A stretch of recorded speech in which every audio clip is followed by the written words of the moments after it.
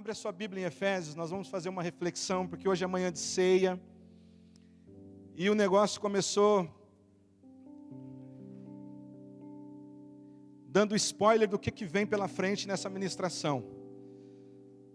A Rosana estava aqui no desafio da oração, no desafio da intercessão, e apresentando para a gente tantos motivos de oração desafiadores. Se você parar para realmente fazer um diário de oração, querido, se você se comprometer com a oração pelo reino, você vai ver que é um trabalho muito árduo. E aí você vai falar assim: Senhor, é pela tua graça que nós vamos orar mesmo. E conhecer a Deus, conhecer a sua vontade, saber aquilo que Ele espera de nós, nesse ofício da oração, queridos, é um trabalho árduo também. Porque você precisa se debruçar sobre a palavra do Senhor. E a igreja tem um chamado à oração.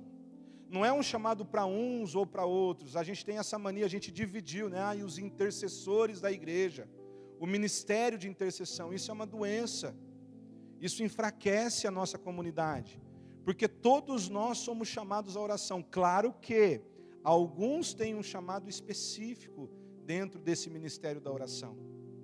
Mas todos devemos orar. Alguns vão ser chamados para entrar na brecha, você sabe disso. É aquele povo que vai renunciar e vai para a fileira da frente. É o povo que vai entregar tudo ali e vai clamar a Deus, e vai ser esse povo que Deus levanta para esses momentos de crise da igreja. Mas a nossa vida de oração está na UTI, queridos. Se você ler o livro do Leonard Ravenhill, que fala por que tarda o pleno avivamento, você vai ver a importância da oração para o despertamento da igreja. Se você olhar para a história da igreja, você vai ver que os grandes avivamentos aconteceram porque homens decidiram se dobrar diante do Senhor em oração. E essa igreja atual, ela quer viver só a sensação do avivamento, porque para viver o avivamento exige uma renúncia. E essa geração não está querendo renunciar mais nada, porque tudo é conveniente.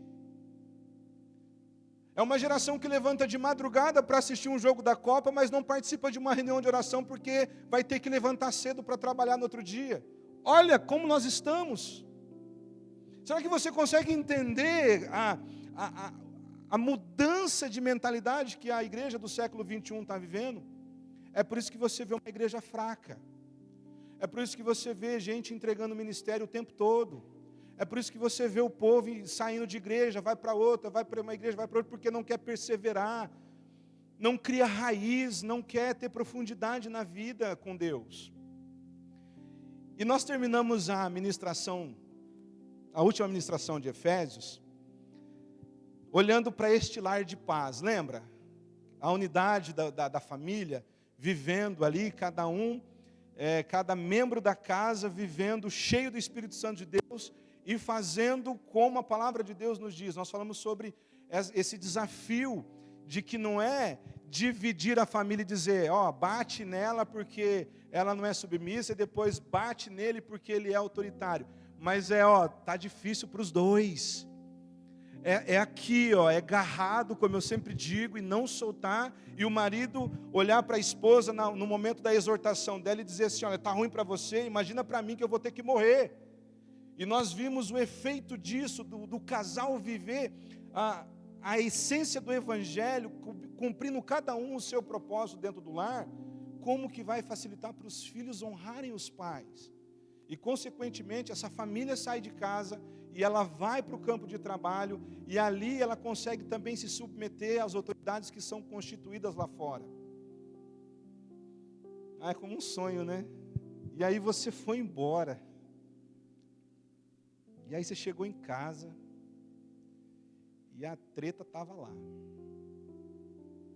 E aí você fala: misericórdia, o pastor acabou de falar que eu tinha que ser submissa, e eu estou aqui gritando, às vezes eu estou aqui com os nervos à flor da pele, o pastor acabou de falar que eu tinha que morrer pela minha mulher, mas eu não consigo morrer por essa aqui, porque olha como é que ela me trata. E os seus filhos estourou uma bomba e trouxe um problema para você, e a semana foi aquele bolo. E aí, capítulo 6, a partir do versículo 10, O apóstolo Paulo vai dizer para você, por que é tão difícil isso? O apóstolo Paulo vai dizer, porque nós estamos em guerra. Nós estamos numa batalha, queridos. Aí, o apóstolo vai dizer para você, sabe por que é tão difícil? Tudo isso que eu venho falando desde o começo do capítulo 4, porque primeiro ele colocou os fundamentos da igreja. Ele falou para nós sobre esse plano perfeito de Deus, esse plano maravilhoso de Deus, da nossa salvação. Ele falou para nós dessa nova sociedade que está sendo formada em Cristo Jesus. E aí ele no capítulo 4, ele começa com uma exortação dizendo, olha, vocês precisam agora viver de uma maneira digna da vocação que vocês foram chamados. E ele vem trabalhando essa prática de tudo aquilo que ele vem ensinando no capítulo 1, capítulo 2 e no capítulo 3. Aí a coisa começa a ficar difícil, porque é vida na vida, é todo dia, é no dia a dia, é com a família, é com a igreja, é perseverar na unidade, é perseverar ali sendo humildes, manso de coração na vida da igreja, é suportar uns aos outros, é se colocar como um suporte na fraqueza do meu irmão. Ele vai falar sobre a pureza da igreja, como que é difícil uma igreja pura. E ele vai entrar no âmbito da família, dos nossos relacionamentos ali dentro de casa, nos nossos relacionamentos fora de casa. E aí você fala, não dá. E ele fala, não dá mesmo. Porque nós estamos em guerra. Só que o problema é que nós estamos distraídos nessa guerra. Nós estamos mais ligados nas outras coisas. Acompanha comigo aqui, a partir do versículo 10. Do capítulo 6 de Efésios. Ele vai dizer, finalmente, fortaleçam no Senhor e no seu forte poder. Vistam toda a armadura de Deus para poderem ficarem firmes contra as ciladas do diabo, pois a nossa luta não é contra os seres humanos, mas contra os poderes e autoridades, contra os dominadores deste mundo de trevas, contra as forças espirituais do mal nas regiões celestiais. Por isso, vistam toda a armadura de Deus para que possam resistir no dia mau e permanecer inabaláveis, depois de terem feito tudo. Assim, mantenham-se firmes, cingindo-se com o cinto da verdade, vestindo a couraça da justiça, e tendo os pés calçados com a prontidão do evangelho da paz. Além disso, usem o escudo da fé, com o qual vocês poderão apagar todas as setas inflamadas do maligno. Usem o capacete da salvação e a espada do Espírito, que é a palavra de Deus. Orem no Espírito em todas as ocasiões, com toda oração e súplica. Tendo isso em mente, estejam atentos e perseverem na oração por todos os santos. Orem também por mim, para que quando eu falar, seja-me dada a mensagem, a fim de que, destemidamente, torne conhecido o mistério do Evangelho, pelo qual sou embaixador, preso em correntes. Ore para que, permanecendo nele, eu fale com coragem, como me cumpre fazer. Vamos orar. Maravilhoso Deus, a sua palavra foi lançada, Pai. Tira toda a distração do nosso meio. Renova os irmãos que trabalharam à noite, que estão precisando de um renovo. Ó Deus, não permita que o sono, que a distração venha tirar, ó Deus, roubar de nós a tua palavra nessa manhã. E nos ajuda, Senhor, a receber e a viver essa palavra de forma ativa, de forma intencional, para a glória do teu santo nome. Amém. Nós estamos em guerra, queridos. Você já parou para pensar nisso? Talvez dentro de um contexto pentecostal, neopentecostal, talvez é uma fala mais comum. Mas a gente precisa falar que nós estamos em batalha. Nós estamos em guerra e essa guerra é real. Ela não é uma guerra imaginária. É uma guerra real. E o apóstolo Paulo, depois de tudo que ele vem nos instruindo, ele vai dizer que finalmente, ele vai falar assim, olha, vocês viram como que essa é difícil? Vocês estão vendo como que é uma batalha vocês viverem de acordo com a vocação que vocês foram chamados? Ele vai dizer de cara que nós muitas vezes estamos perdendo essa guerra porque nós estamos lutando na nossa força. E de cara ele vai falar para nós, ele vai dizer, olha, vocês precisam então estar fortalecidos no Senhor e na força do seu poder. Porque essa guerra é uma guerra real, espiritual, que você não vai vencer pelas suas forças. Você precisa ser fortalecido no Senhor. Você precisa agora estar vivendo essa batalha, guerreando essa guerra no poder do Senhor. E ele já vem falando para nós desse poder. Mas ele fala primeiro, estejam fortalecidos no Senhor. Tem alguém ali, ó.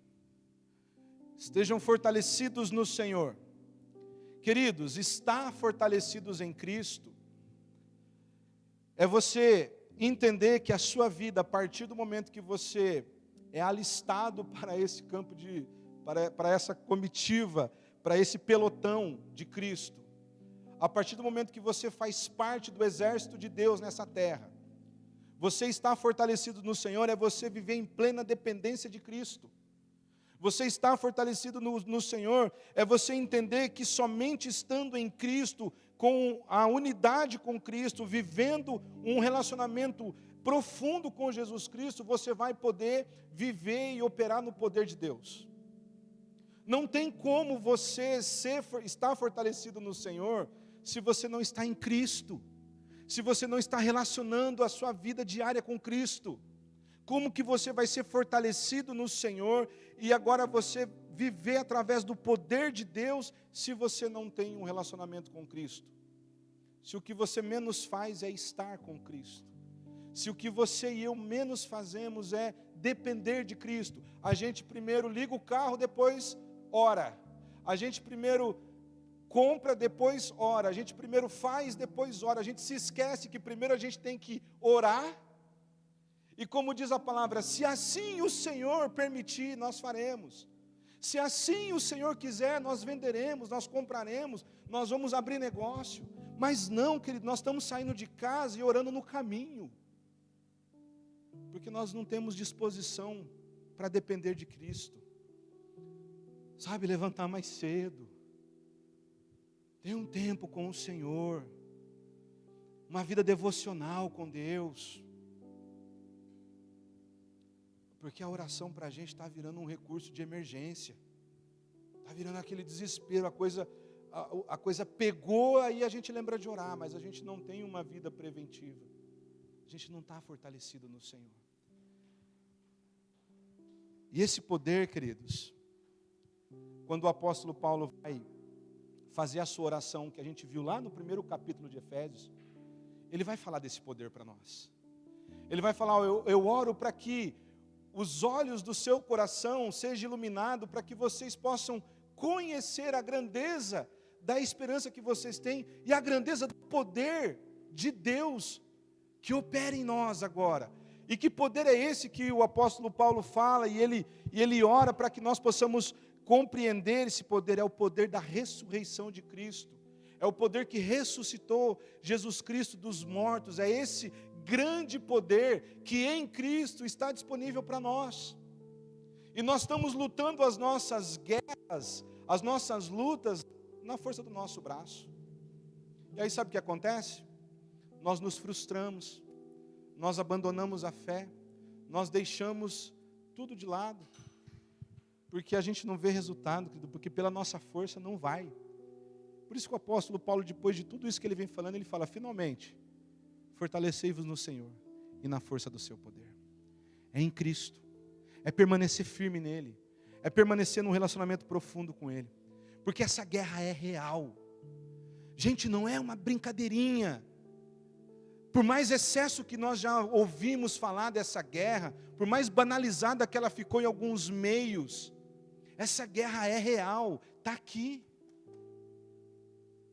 E não é contra a carne e o sangue, não é contra as pessoas que nós estamos brigando, porque quando nós estamos sem discernimento, a gente acha que é o irmão que está lutando contra mim. Quando a gente está sem discernimento, nós achamos que é a esposa que está lutando contra o marido. Quando nós estamos sem discernimento, nós achamos que é os filhos, que é rebelde. Mas existe uma guerra travada no reino espiritual. E o apóstolo Paulo vai falar, é no Senhor e na força do seu poder. Porque ele apresenta o inimigo para a gente.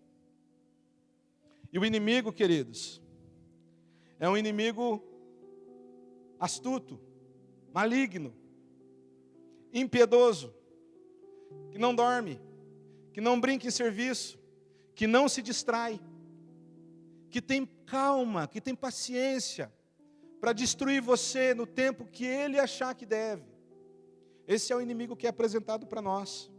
Porque ele vai dizer a partir do versículo 11: vistam toda a armadura de Deus para poderem ficar firmes contra as ciladas do diabo, pois a nossa luta não é contra a carne e o sangue, mas contra os poderes, autoridades, contra os dominadores deste mundo de trevas, contra as forças espirituais do mal nas regiões celestiais. Querido, você não vê esse inimigo. É por isso que a gente se distrai. Se a gente visse o bicho na nossa frente, opa, vou orar. É isso aí a minha guerra? Não, eu vou orar. É um inimigo invisível, por isso que a gente se distrai, porque nós não vemos, mas ele não distrai. Ele está lá. E ele é um inimigo maligno, porque todas as suas forças, todas as suas intenções estão voltadas para o mal, não é para fazer bem para ninguém, ou só para causar um desconforto para nós. É para causar o mal de verdade para nós, porque o objetivo dele é destruir a igreja do Senhor. Ele não vai conseguir, mas ele não vai desistir. É um inimigo astuto. Você viu que ele diz aqui no texto, para que nós possamos serem protegidos das ciladas, ficar firmes contra as ciladas do diabo.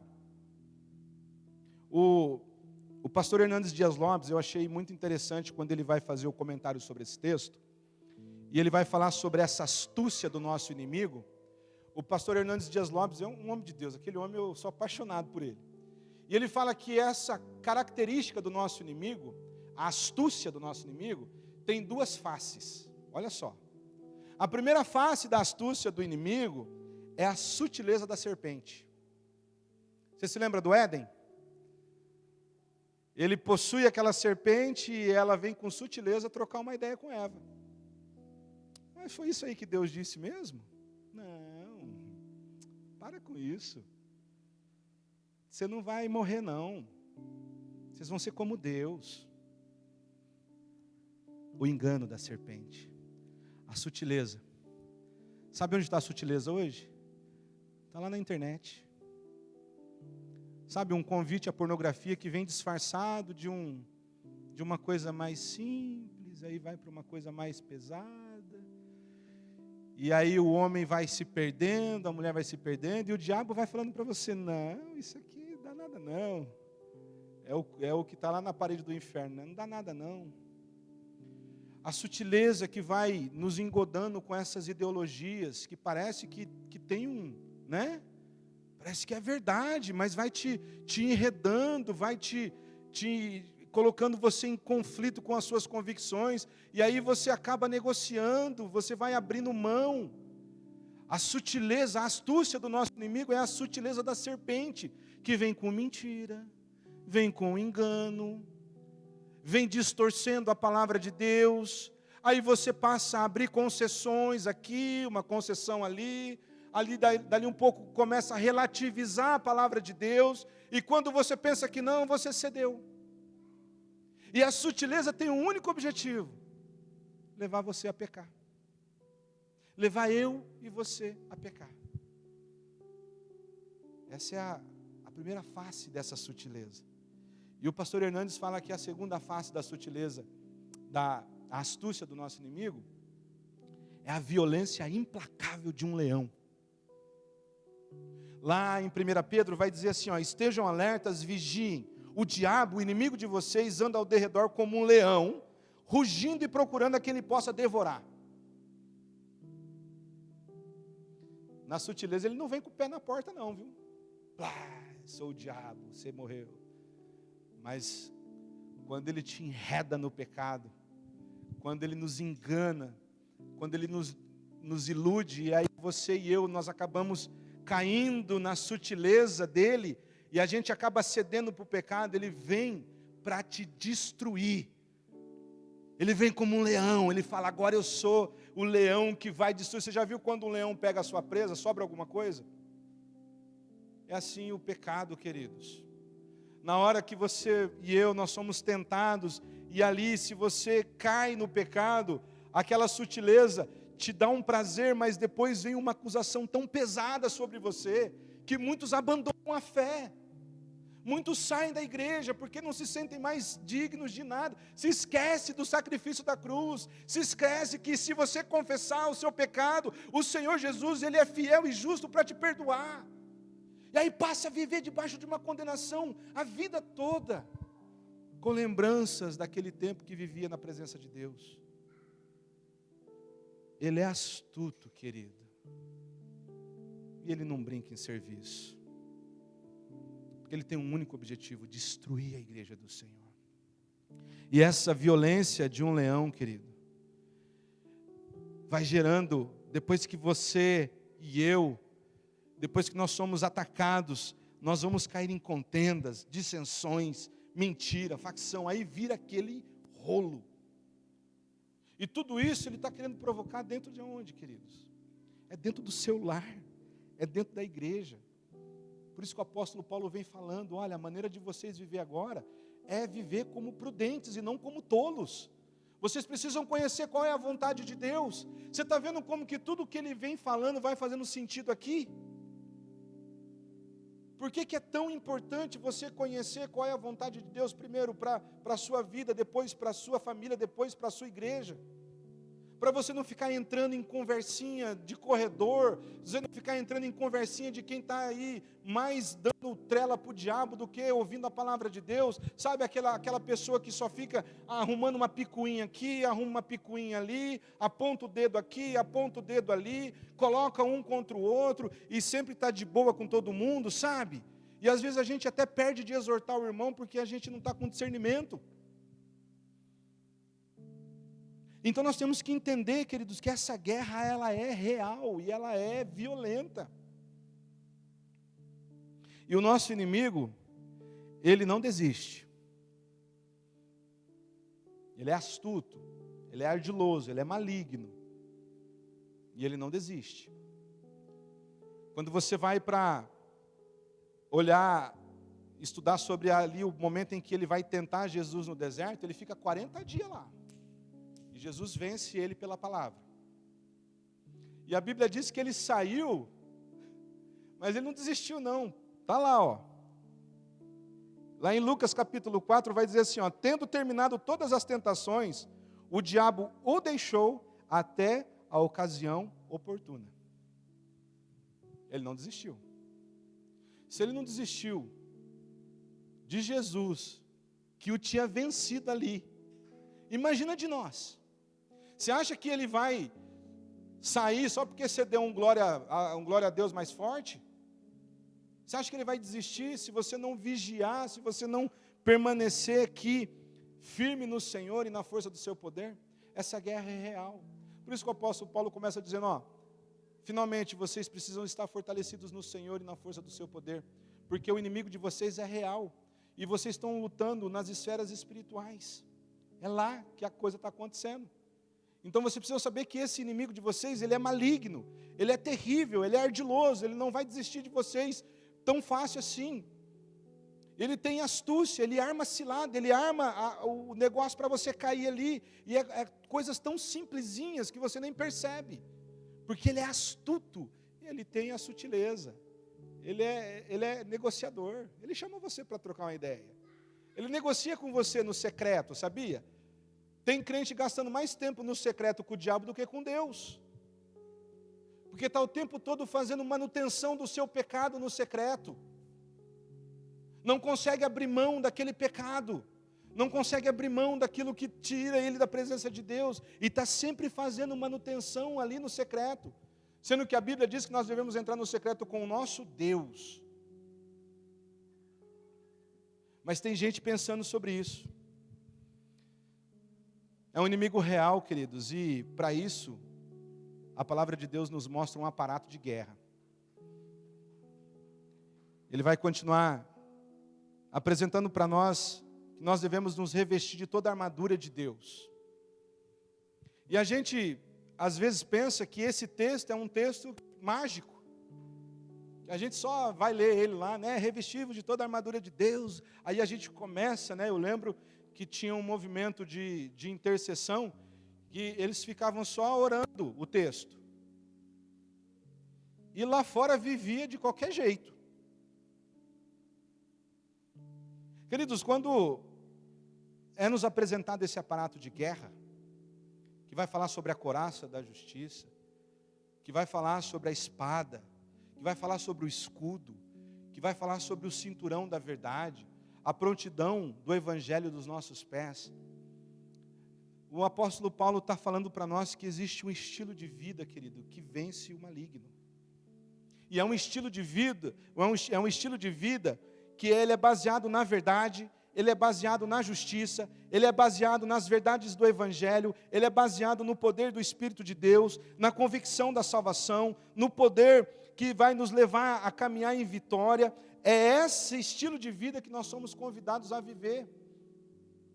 Porque quando você entende que a verdade, como cinturão na vestimenta de um soldado romano, a verdade era que sustentava todos os outros aparatos da sua vestimenta, era aquilo que segurava, que dava confiança para esse guerreiro, para segurar todos os outros itens da sua armadura. Você entende que você e eu, nós precisamos viver uma vida de verdade.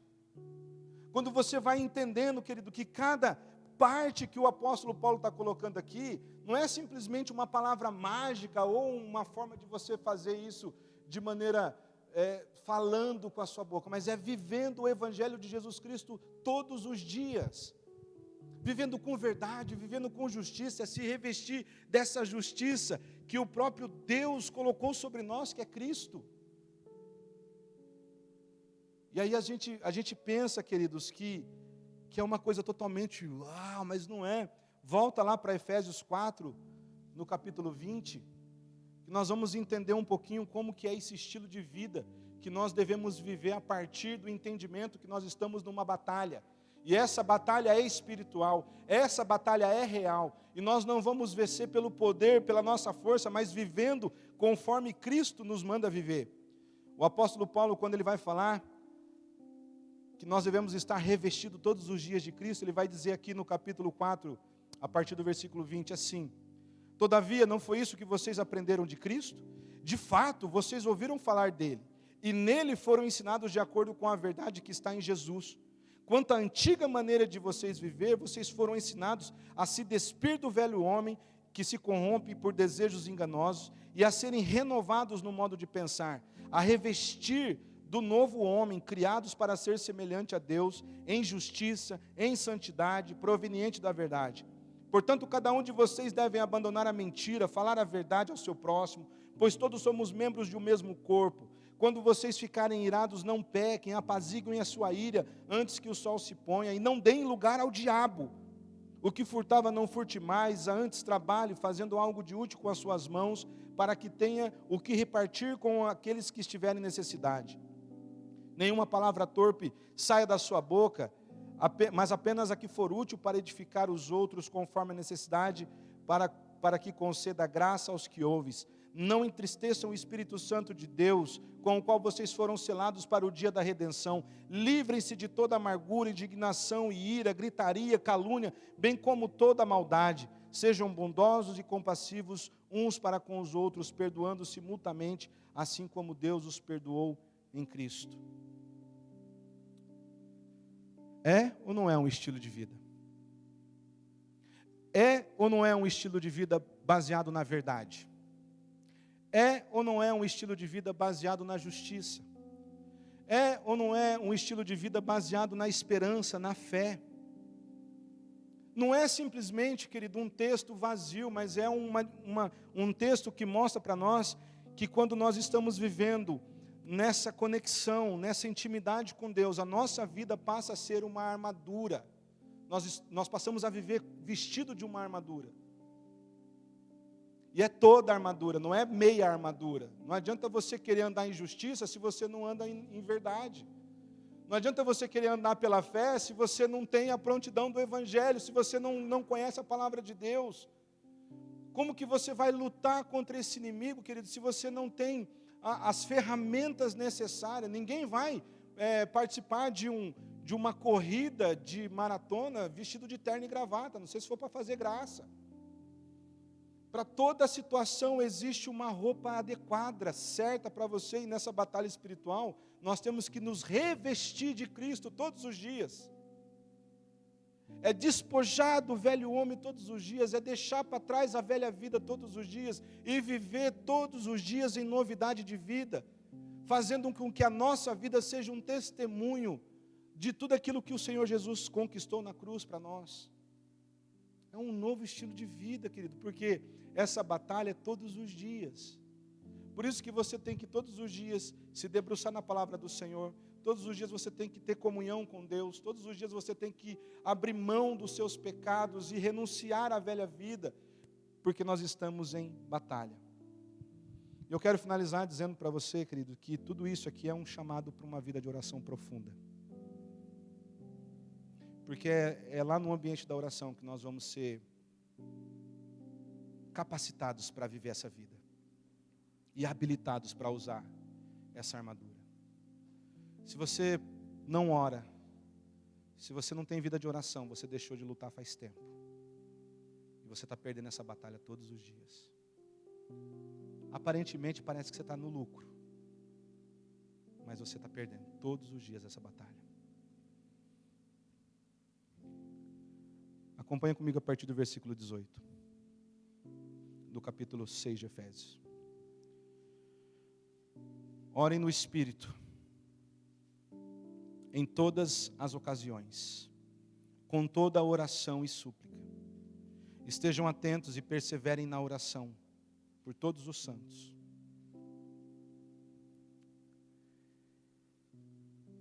Orem o tempo todo.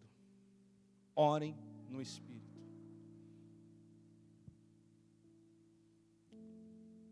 O que é orar no Espírito, querido? É você ter uma intimidade tão grande com o Senhor que você está sendo guiado por Ele. É você conhecer a palavra de Deus de uma forma tão profunda que a sua oração é guiada pelo Espírito de Deus. É você ser levado a orar na direção do Espírito, não mais a tua vontade, mas é você ter discernimento das suas guerras. É você estar sendo direcionado o tempo todo pelo Espírito de Deus nas suas orações. E isso vai te aproximar mais do Espírito de Deus, isso vai te aproximar mais de Deus, e você vai orar no Espírito o tempo todo. Porque o tempo todo você está em guerra. O tempo todo a sua mente está sendo atingida, está sendo bombardeado, o diabo vai lançando os dardos inflamados na sua mente, vai criando sofisma na sua mente, você vai sendo o tempo todo bombardeado por essas ideologias, por esse sistema caído. Orem no Espírito. Quando? O tempo todo. Não distrai não, crente. Porque enquanto a gente distrai, a gente perde. No livro Peregrino tem uma cena lá que o peregrino ele se distraiu, ele dormiu e ele perdeu o livro. Aí o anjo vem dar um cacete nele, que é a disciplina de Deus. Você estava dormindo por quê? Sabe, queridos, às vezes o Senhor vem e nos disciplina porque nós estamos distraídos demais. Então orem no Espírito em todo o tempo, seja guiado, seja direcionado pelo Espírito de Deus, orem em todo o tempo. É uma vida de oração contínua, não é uma vida de oração de vez em quando, ou só quando a coisa está apertando, é todos os dias, o tempo todo. Orem com toda oração e súplica. Essa aqui, queridos, tem a ideia de uma vida de adoração e uma vida de intercessão.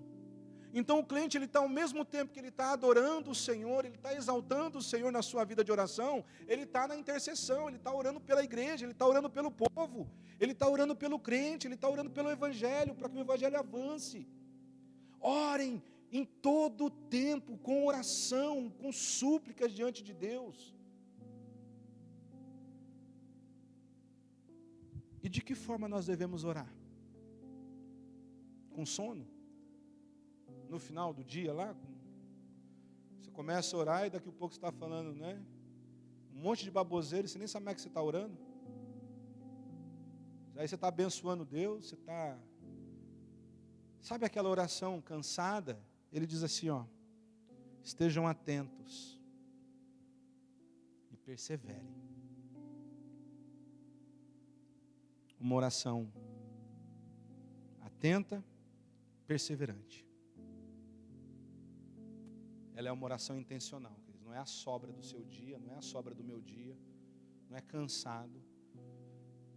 É você o tempo todo estar em oração atento e perseverante, porque você vai dar sono, vai dar um monte de coisa lá, viu? Mas você deve perseverar. Os próprios discípulos de Jesus passaram por isso. Jesus chama os discípulos para orar lá no Getsêmani, aí fala para eles, fica aqui que eu vou ali orar. Aí Jesus volta, o que eles estão fazendo? Está igual nós, né? Dormindo. Aí Jesus fala assim, ô Pedro, você não pode perseverar nem por 1 hora. Jesus ainda, né, colocou aqui já, porque falar 1 hora para a gente hoje é misericórdia, né? Um crente que ora 1 hora. Aí Jesus vai de novo, aí Jesus volta, os caras estão dormindo de novo. Essa é a nossa realidade. Por isso que é um chamado a essa vida de oração profunda. Queridos, nós estamos em guerra. Nós precisamos nos vestir de toda a armadura de Deus, viver essa vida de forma consciente todos os dias que nós estamos em guerra. Mas a boa notícia é que essa guerra já foi vencida na cruz. Quando ele entregou a sua vida, ele disse, está consumado. É uma questão de tempo. Por isso que o apóstolo Paulo está dizendo, olha, perseverem, fiquem firmes. Mesmo quando vier o dia mal, vocês permanecerem inabaláveis, sabe?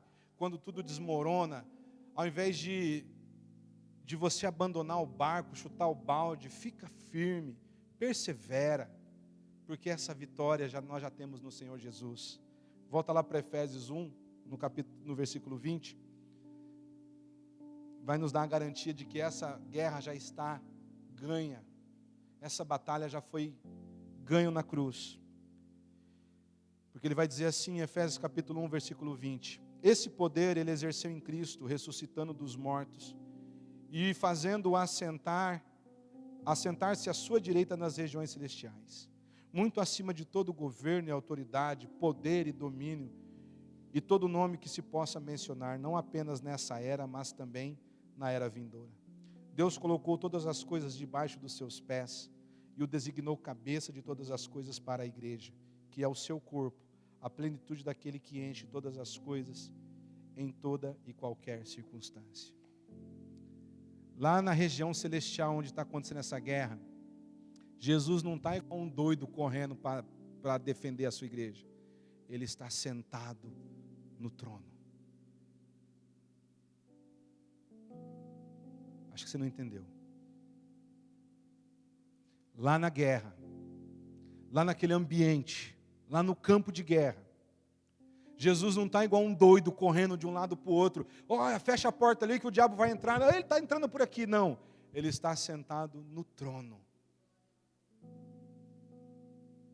Ele governa, ele reina.